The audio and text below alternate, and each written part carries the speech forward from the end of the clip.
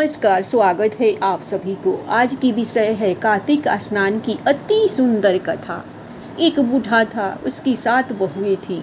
वह अपनी बहुओं से कहने लगा, मेरा तो कार्तिक नहाने का मन है, क्या तुम निभा दोगी?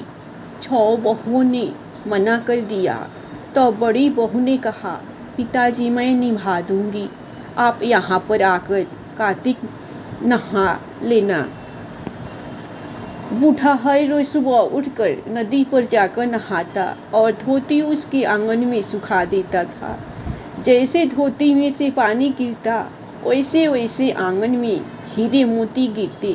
यह देखकर 6 बहुओं ने कहने लगी, पिताजी आप हमारे यहाँ नहा लेना। जब बूढ़ा कहने लगा कि ठीक है, मुझे तो नहाना ही है, सो मैं तुम्हारे यहाँ नहा लूँगा। तब अगली सुबह बूढ़े बाबा ने नहा धोकर धोती उसके आंगन में सुखाई। वहाँ हीरे मोती नहीं गिरे। तो वे सारी बहुएं कहने लगी, उसके यहाँ तो हीरे मोती गिरते हैं और हमारे यहाँ कीचड़, हमारे यहाँ तो तुम पाप से नहाते हो, आप उनके यहाँ ही नहा लेना। और बूढ़ा बाबा बड़ी बहू के यहाँ नहाने लग गया। रोज सुबह धोती सुखाता तो हीरे मोती गिरते।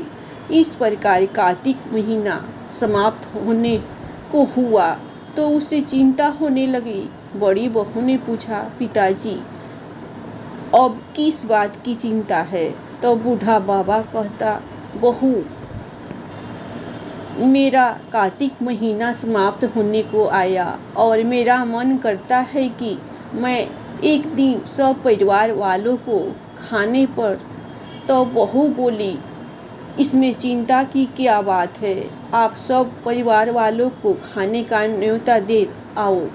और बूढ़ा बाबा न्योता देने गया तो 6 बहुओं ने कहा, जब तक वह घर पर रहेगी हम खाने पर नहीं आएंगे। बूढ़ा बाबा आकर चिंता में बैठ गया। तो बड़ी बहू ने पूछा, पिताजी अब किस बात की चिंता है? तो बूढ़े बाबा ने कहा, बहू उनका कहना है कि जब तक तुम यहाँ रहोगी वह खाने पर नहीं आएगी। तो बड़ी बहू बोली, इसमें चिंता की क्या बात है, मैं 4 रोटी लेकर खेत पर चली जाऊंगी, आप न्योता दे आओ।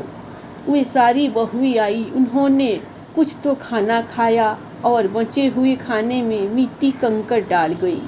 उन्होंने सोचा कि अब आकर परेशान होगी। यहाँ बड़ी बहू खेत में कह रही थी, राम जी की चिड़िया राम जी का खेत, चुग लो चिड़िया भर भर पेट। मेरे ससुरे ने घर में जगह दी है और मैंने खेत में। इस प्रकार वह चिड़िया को बाजी डालकर घर आ गई। तब बूढ़ा बाबा उदास बैठा हुआ था। वह बोली, पिताजी क्या हुआ, आप उदास क्यों हैं? तब वह कहने लगी, बेटी तुम्हारी देवरानी जेठानी आई थी और उन्होंने खूब खाया पिया, बचे हुए में मिट्टी कंकड़ डाल गई, तुम्हारे लिए कुछ नहीं बचा। तब वह बोली, कोई बात नहीं पिताजी, मेरा क्या है, मैं तो 4 रोटी फिर बनाकर खा लूँगी, बाकी सब तो ठीक ठाक निपट गया। वह बोला, हाँ बाकी सब तो बहुत अच्छे से निपट गया, कुछ कम नहीं पड़ा। बहू अंदर गई तो जाकर देखती है कि जिस खाने में वह मिट्टी कंकड़ डाल गई थी उसमें हीरे मोती बिखरे पड़े हैं और घर महल हो गया है। सारा घर धन दौलत से भर गया है, अन्न के भंडार भर गए हैं। तब उसने ससुर से कहा,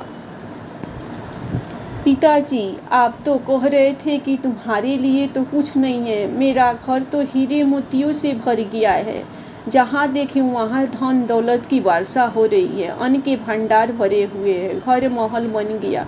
बूढ़े बाबा ने कहा, बेटी तुमने कार्तिक सत्य से निभाया था, उन्होंने पाप से, कार्तिक देवता तुम पर प्रसन्न हुए, सो उनकी कृपा से तुम्हारा घर भर गया। जैसे कार्तिक देवता उस पर बरसे वैसे सब पर बरसे। कार्तिक माह में सभी औरतें तुलसी जी को जल से सींचा करती थी।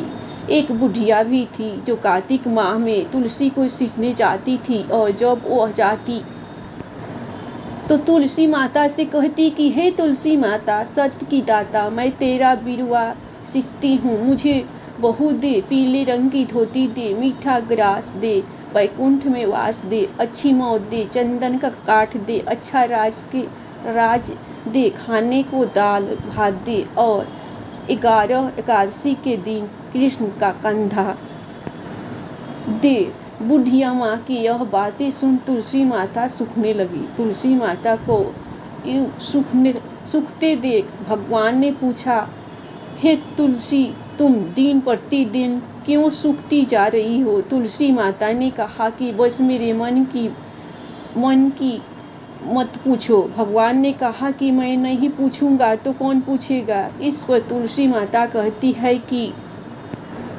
एक बुढ़िया आती है और अपनी बात कहकर चली जाती है, मैं उसकी सभी बातें पूरी कर दूंगी, लेकिन कृष्ण का कंधा कहाँ से लाऊंगी? भगवान कृष्ण बोले कि वह मरेगी तो अपने आप ही कंधा देने आऊंगा, तुम बुढ़िया माई से यह बात कह देना। उसके बाद बुढ़िया मर गई। बुढ़िया के मरने पर सारा गांव इकट्ठा हो गया और उसका अंतिम संस्कार आने पर उसे उठाने लगे, लेकिन वह बहुत भारी हो गई, जिससे उसकी अर्थी टस से मंच नहीं हुई।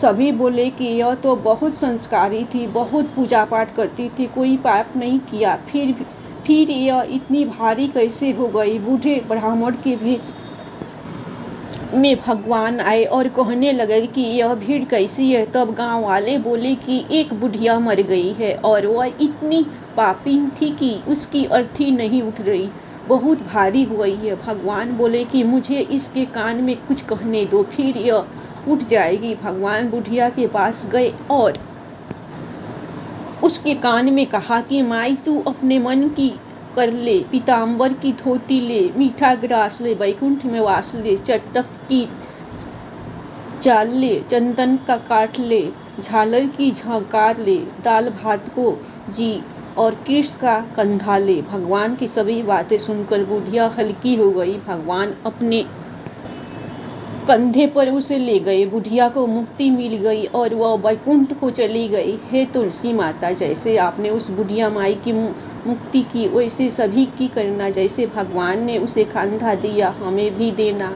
धन्यवाद। आप लोगों को कहानी पसंद आए तो आप लोग कार्तिक स्नान की कथा पर, बुढ़िया माई की कथा पर और भगवान कृष्ण और तुलसी माता के नाम पर लाइक सब्सक्राइब दिल खोल कर जरूर कीजिएगा।